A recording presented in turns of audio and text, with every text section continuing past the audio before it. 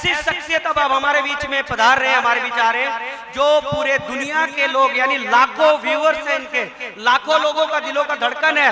उनकी शायरी लोग सुन करके खुश हो जाते हैं, झूम उठते हैं, अपने आप को मोटिवेट करते हैं, उत्साहित करते हैं। हमारे बीच कोई और नहीं, तबरेज हाफिज साहब, वेलकम ऑन द स्टेज, और हमारे बीच चंद मिनट में अपनी बेहतरीन अंदाज रखें। Thank you very much. अस्सलाम वालेकुम। हक की आवाज ट्रस्ट का ये प्रोग्राम पंजाब और बिहार के तमाम तर बड़े लीडरान की मौजूदगी और आप तमाम लोगों की मौजूदगी को सलाम करता हूं। किशनगंज बिहार से आया हूं। बिहार ज्ञान की धरती है और ज्ञान की धरती से चलकर वीरों की धरती इस पंजाब को मैं सलाम करता हूं और अपनी बातों को रखता हूं। दोस्तों, एक बार जोरदार तालियां बजा करके हक की आवाज ट्रस्ट के मेंबरान और उनकी पूरी कमेटी का हौसला अफजाई कीजिए। देर आपके बीच रहूंगा क्योंकि हमारे बिहार से दो लीडर, मजबूत लीडर, जनाबे इजहार असफी साहब जो कोचा दहामन के विधायक हैं और सचेतक भी हैं बिहार विधानसभा के, इमारत शरिया के सदर भी हैं, उनकी मौजूदगी को सलाम करता हूं। और बिहार के लोकप्रिय नेता किशनगंज के हमारे पूर्व विधायक कोचा दहामन क्षेत्र से जनाबे मुजाहिद आलम साहब हैं, इन दोनों की मौजूदगी के लिए जोरदार तालियां बजा करके इनका भी हौसला अफजाई करें। कि अमीरे शहर से तकरार करके देखते हैं, खैरात देने से इनकार करके देखते हैं, ये रहनुमा तो जगाने से भी नहीं जागे, चलो आवाम को बेदार करके देखते हैं, चलो आवाम को बेदार करके देखते हैं। प्यारा है वतन अपना, ये प्यारा ही रहेगा, नक्शे में जो भी है वो हमारा ही रहेगा। ऐ पाक जरा सुन ले तू कानों को खोलकर, कश्मीर हमारा है हमारा ही रहेगा, कश्मीर हमारा है हमारा ही रहेगा। दोस्तों, ये प्रोग्राम इसलिए रखा गया है कि हमारे बेशुमार बिहार के लोग यहाँ पर मजदूरी करते हैं और बिहार के नौजवानों ने मिलकर के एक ट्रस्ट का इंतखाब किया और देखा कि हमारे मजलूम भाइयों को, गरीबों को, मजदूरों को जो पंजाब की सरजमीन में काम करते हैं उनको बहुत परेशानियों का सामना करना पड़ता है। और उससे एक नौजवान खड़ा होता है सज्जाद साहब के रूप में, बदरुद्दीन साहब के रूप में, नाजिम साहब के रूप में, हारून साहब के रूप में, खुर्शीद साहब के रूप में और पूरी कमेटी के रूप में खड़ा होने के बाद पंजाब में एक इनकलाब बर्पा करता है। और जब हुकूमत CANRC NPR के नाम पर आपको भगाने की कोशिश करती है और डराती है, उस वक्त आप तमाम लोग खड़े होते हैं और CANRC NPR के नाम पर पंजाब की धरती लुधियाना में एक आंदोलन खड़ा करने का काम करते हैं और पूरा हिंदुस्तान इसके जरिए से हक की आवाज को पहचानने का काम करता है। इसलिए दोस्तों, हक की आवाज को हम लोग भी नहीं जानते थे, लेकिन जब CANRC NPR के टाइम में हजरत मौलाना उस्मान रहमानी का बयान आया और उनकी वीडियोस को देखा गया और हक की आवाज ट्रस्ट को देखा गया कि किशनगंज के बच्चे और सीमांचल के नौजवान मिलकर के इस ट्रस्ट को चलाते हैं, तो खुदा की कसम उस वक्त हम तमाम बिहारियों का सीना चौड़ा हो गया और लगने लगा कि नहीं, नौजवानों में दम है। अगर वो बिहार की धरती से निकलता है, खा वो हिंदुस्तान के किसी भी कोने में या किसी भी स्टेट में हो, जाकर के काम करने का काम करता है। यही वजह है कि आज स्टेज में मेरा दोस्त दानिश अनवर है, बचपन का दोस्त है, दिल्ली के अंदर में समाजी कार्यकर्ता बन करके दिल्ली के अंदर में बेशुमार मजलूमों और मजदूरों की खिदमत को अंजाम देते हैं। उनकी भी मौजूदगी को मैं सलाम करता हूं। और दोस्तों, मैं तबीयत से शायर हूं, जानता हूं कि आप लोग मुझसे शेर सुनना चाहते हैं, मैं सुनाऊंगा, डरने की जरूरत नहीं है। ऑर्गेनाइजेशन या कोई NGO या कोई शायर जो होता है वो समाज का आईना और समाज का जिम्मेदार होता है, इसलिए हर मकतबे फिक्र के लोगों को, हर पार्टी के लोगों को एक मंच पे लाने का काम किया है। और शायर होने के नाते, समाज का आईना होने के नाते स्टेज के तमाम लोगों को मुखातिब करके मैं आप तमाम लोगों तक 4 मिसरे पहुंचाना चाहता हूं, इसलिए कि जब कहीं से एक आवाज उठती है कि मिट्टी में मिला दिया जाएगा, ठोक दिया जाएगा, तब एक शायर सीमांचल किशनगंज की सरजमीन से निकलता है तबरेज हाशमी के रूप में और ये 4 मिसरे कहता है जो मैं आप तमाम लोगों तक पहुंचाने की कोशिश करता हूं। एक बार जोरदार तालियां बजा करके मुझे हौसला अफजाई करें। कि अल्लाह कहर उस पे कभी अपना ढाएगा,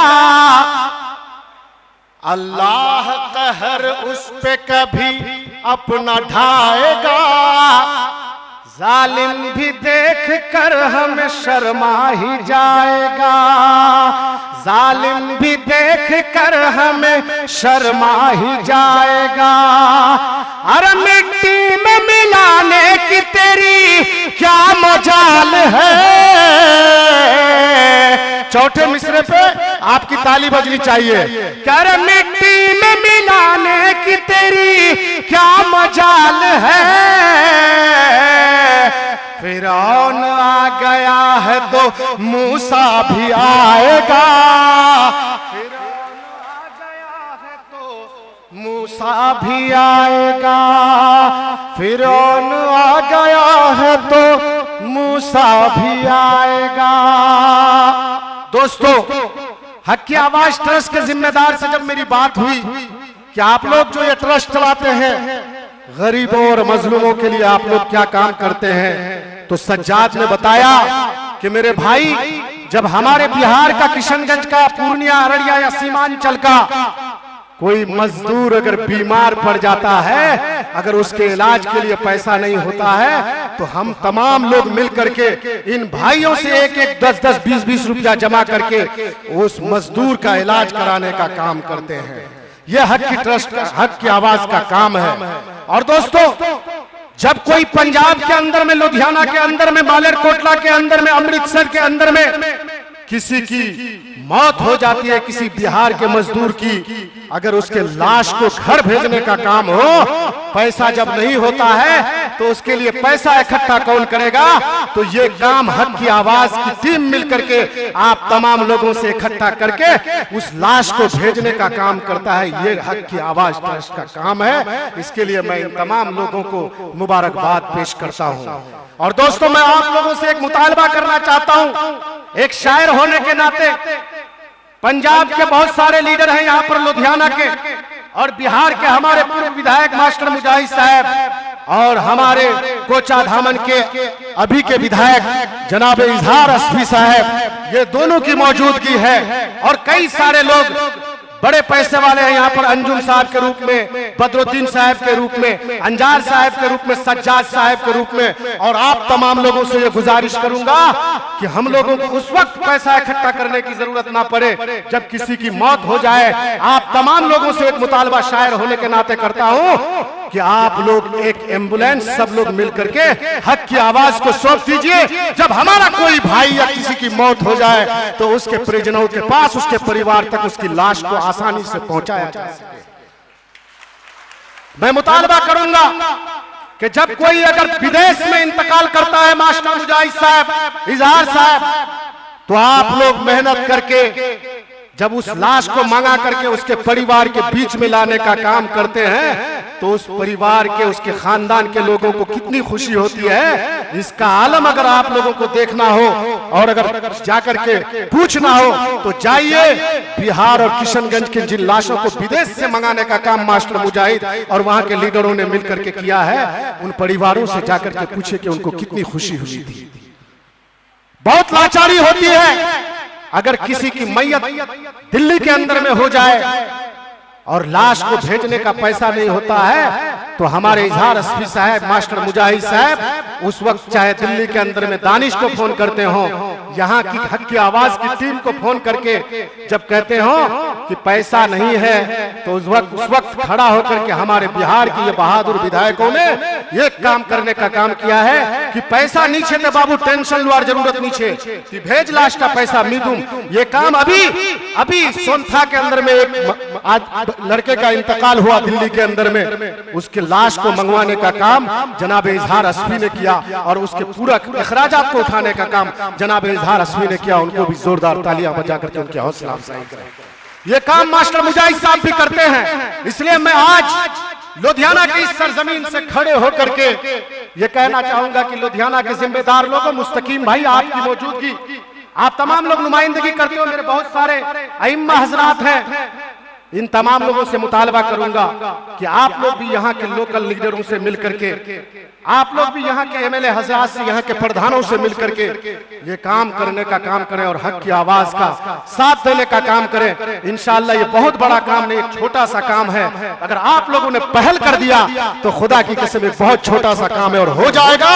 और ये चीज जो मैंने जोर देकर के कहने की कोशिश की है, ये भी मेरी मुराद पूरी हो जाएगी। इंशाअल्लाह होगा भाई, इंशाअल्लाह होगा, जरूर होगा।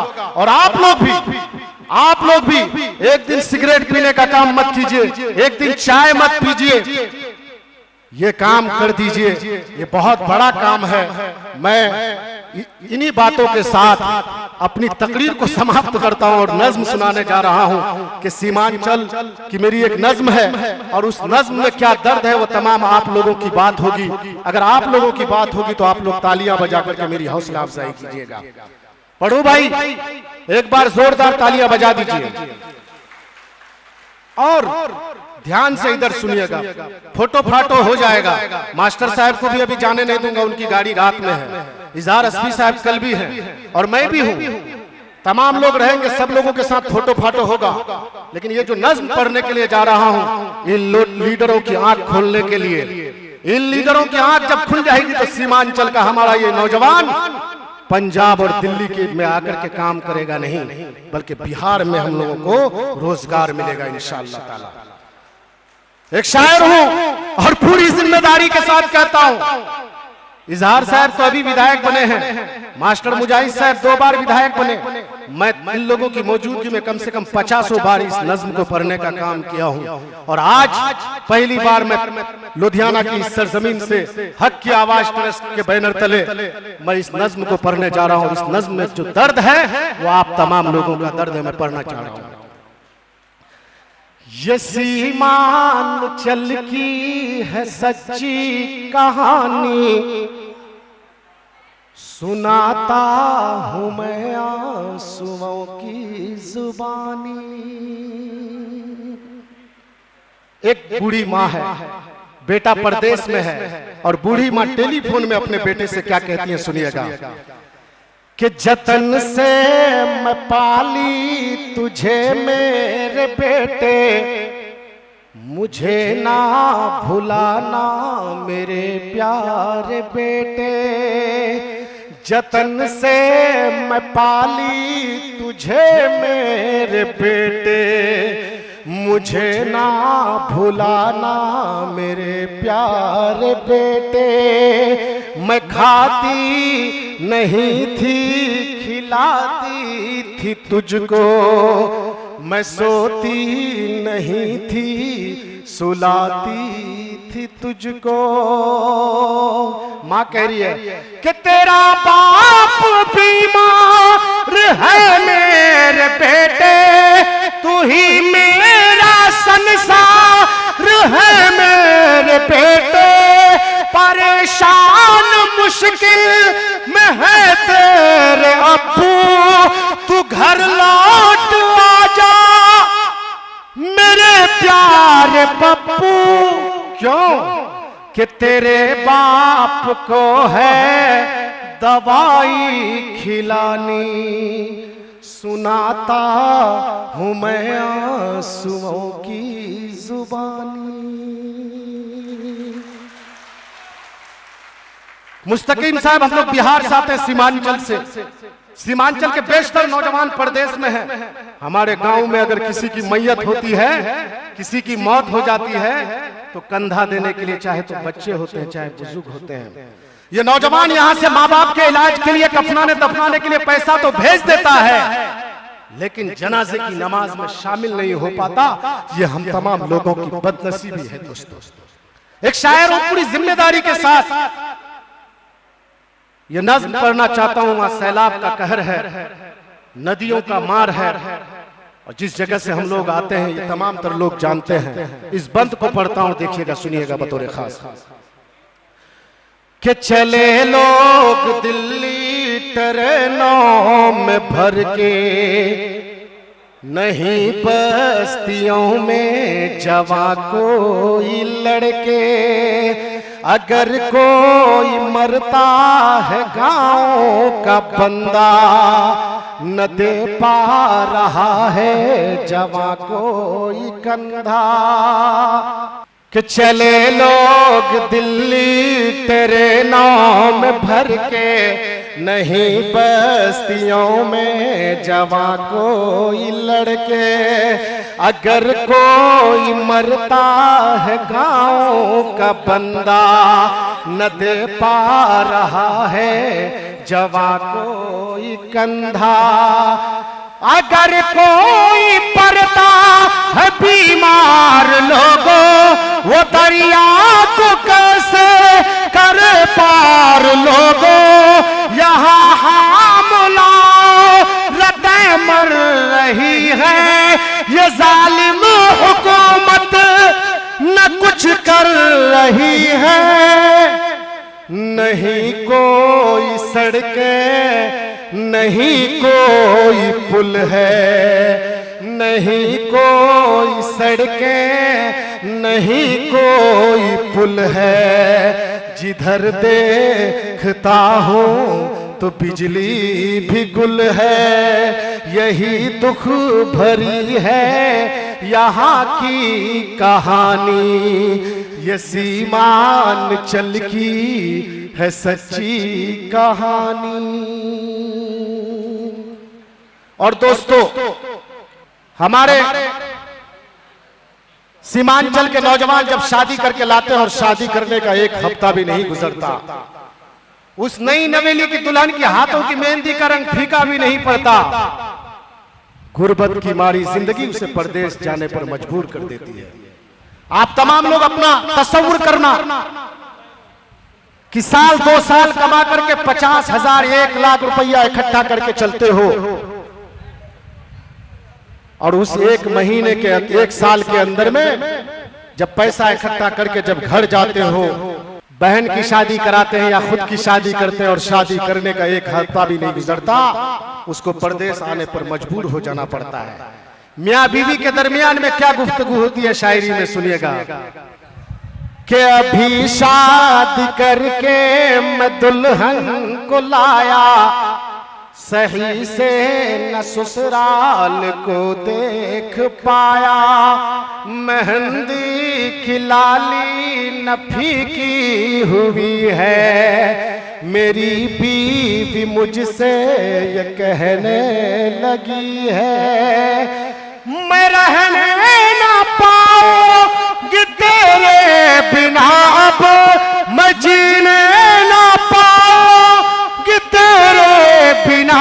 अब शौर बोलता है कि गरीबी मुझे घर में रहने न देती, कभी चैन से मुझको सोने न देती।